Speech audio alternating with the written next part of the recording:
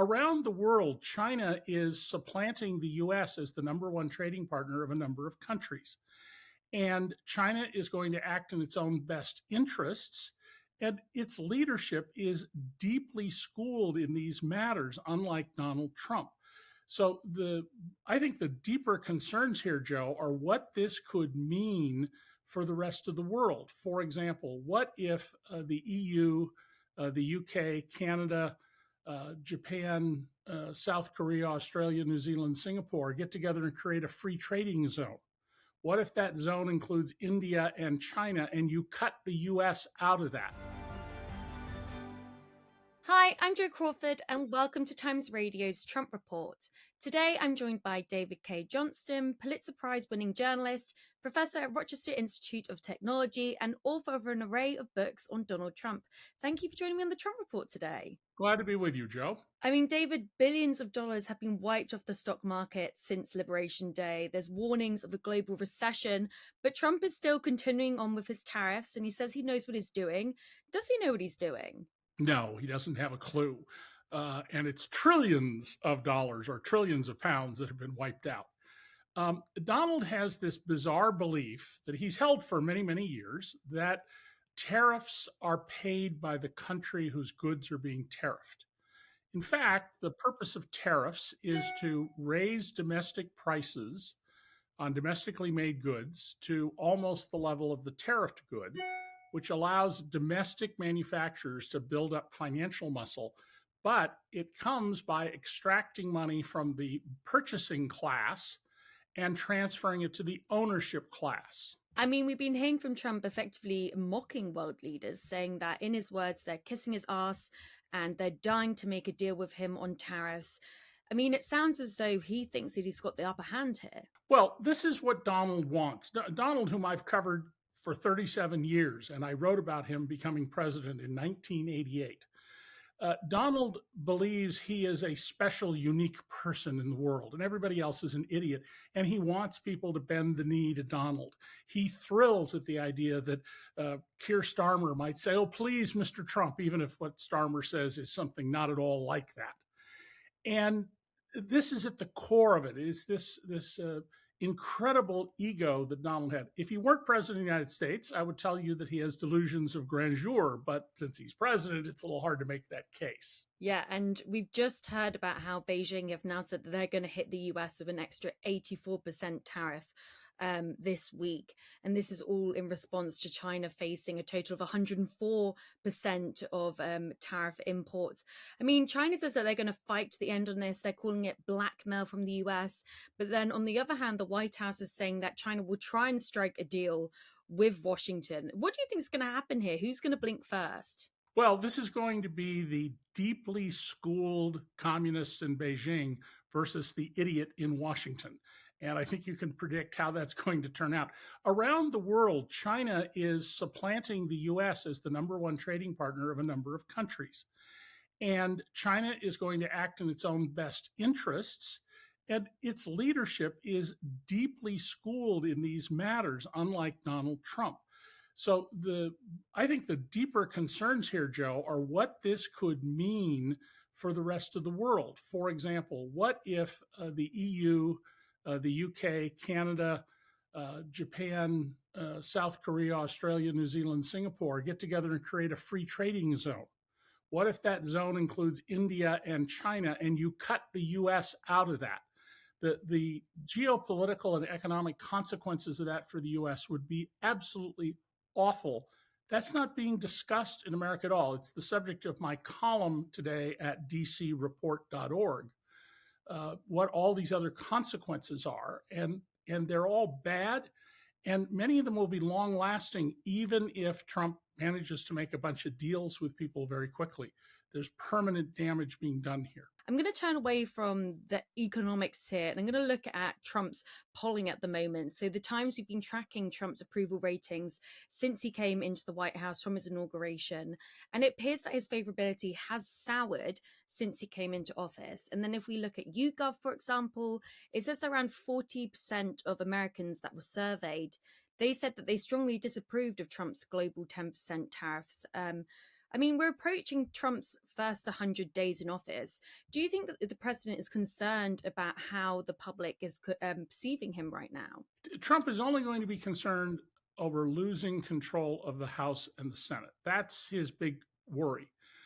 He doesn't care what anybody thinks about these things. All the Americans who showed up in more than 1,000 demonstrations over the weekend doesn't matter to the White House whatsoever because of how Donald thinks about these things. And I think that the depth of the damage he's doing to the United States has yet to sink in. For example, it's poor people in red states, Republican states, who most depend on Medicaid, the US government's program of health care for the poor. Those programs are being cut. And I think you're not going to see a change until a significant number of people, not a single case here and there, find out that, oh, my child can't get their health care. My child will die if they don't get the health care. Grandma died because insulin, which Biden got down to a maximum of $35 a month, is going back to $1,000 a month, and you don't have $1,000 a month. We're going to have to see some horrible damage before his numbers start to tank. When we look at the Bloomberg Billionaire Index, it's believed that it's the tech industry giants who are the ones that are being impacted the most by these tariffs. So those like Musk, Bezos, Zuckerberg, they're seen as being some of Trump's closest political and business allies. They appear to be worse affected by these tariffs. I mean, when I go back to Trump's inauguration, when we saw those images of the tech billionaires standing there supporting Trump, do you think that they were expecting this to happen?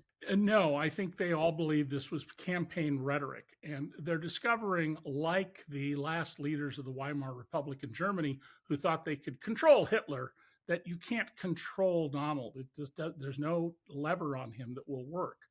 And I'm sure they're very deeply troubled about what's happening. Donald also has this bizarre belief that you can change things on a dime. And that's because the people who surround him, his commerce secretary, his treasury secretary, they are financial people who engage in transactions that may last literally a millisecond and involve millions of dollars. Manufacturing is a process that requires years of work. So if you want to change the supply chain, even to move it from China to, say, Laos or India, that's not going to happen overnight. And Donald sort of doesn't understand those things. Even though he has a degree in economics, he clearly didn't earn it. It was given to him by one of the Ivy League schools, Penn. How long do you think that these billionaires are going to take the hit from Trump's tariffs? And will this eventually backfire on Trump? Do you think that he's concerned about that? Well, I think it will eventually backfire on him. But if you are the CEO of a large publicly traded company, you have a duty of loyalty, a fiduciary duty to your shareholders. And if you think you're going to tackle Trump, he has lots of tools to go after you. We've already seen that various enterprises have been banned from the White House. There are people who are asserting that they're being hit with inappropriate audits or regulatory actions. So you have to tread pretty lightly here because he has the powers of the presidency. But are you going to be fuming about this? Are you going to be saying, we got to do something here and work in the background on it? Oh, absolutely. You're going to have a team of people, including your Washington lobbying crowd, working on how do we, will no one rid us of this meddlesome priest sort of thinking. Do you think that's going on with Musk at the moment? I mean, we heard him, for example, he said that Trump's trade advisor was a moron. That was his words. Yeah, he called Peter Navarro dumber than a sack of bricks and then later said, I need to apologize to bricks. Peter Navarro is an economics professor at the University of California, Irvine. I don't know how he ever got a job as a professor. He holds absolutely wild ideas.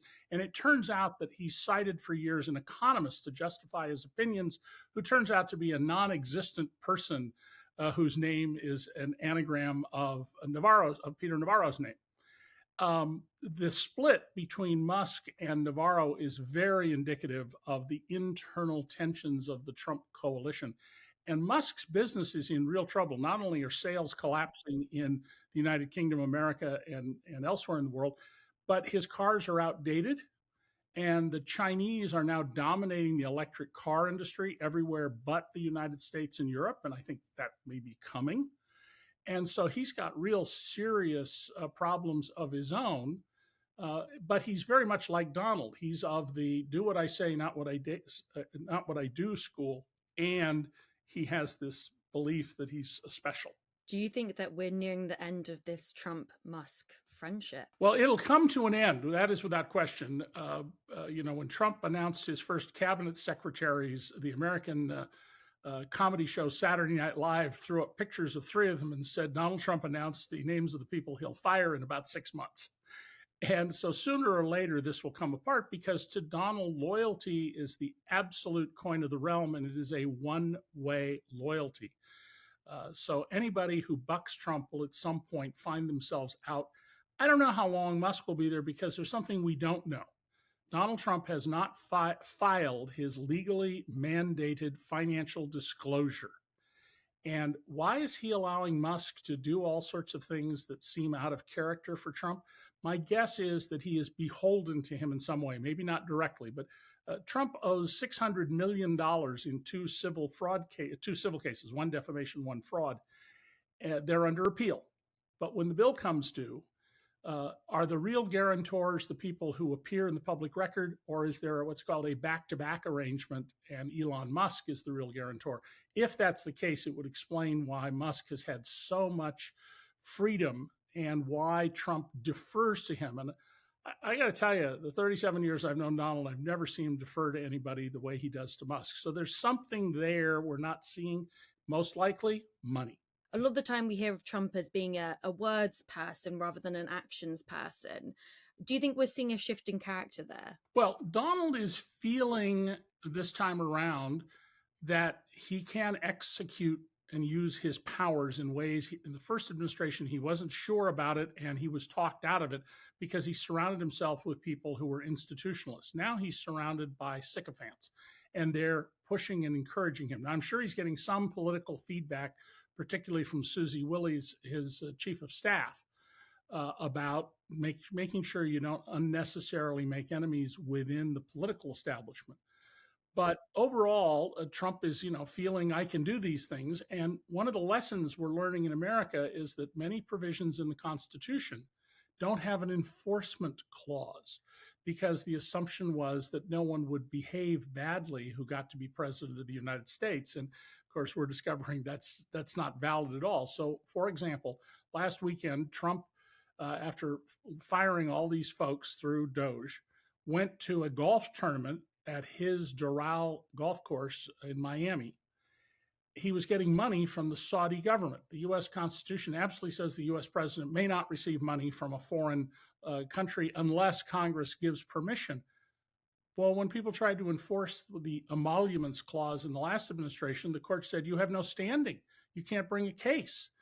And so Trump now is just flagrantly violating the Constitution because he knows nothing is going to be done about it. I mean, I struggle to believe that it's not even been 100 days of Trump's term in office. So much has happened. Well, we're seeing a major realignment around the world. That's what my column at DC Report is about today.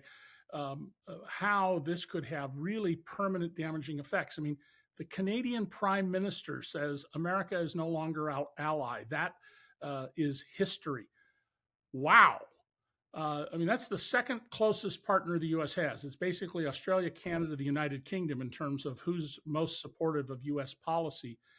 And for the Canadian Prime Minister to say that with, I think, overwhelming approval by the Canadian people should be telling us that we're seeing a major realignment in the world, which may end up being Moscow, Beijing, and Washington together as authoritarian states against the rest of the world. See, this is the thing that I'm confused about, though, when I hear that, because we're seeing at the moment, with Trump going with these tariffs on China, how do you see that being enacted when we have this sort of trade war going on between China and the US? Well, Donald is always a bag of contradictions because in his own mind, if he does it, it's special. And Donald will say something and 30 seconds later say the opposite and then insist that no, he never said the other.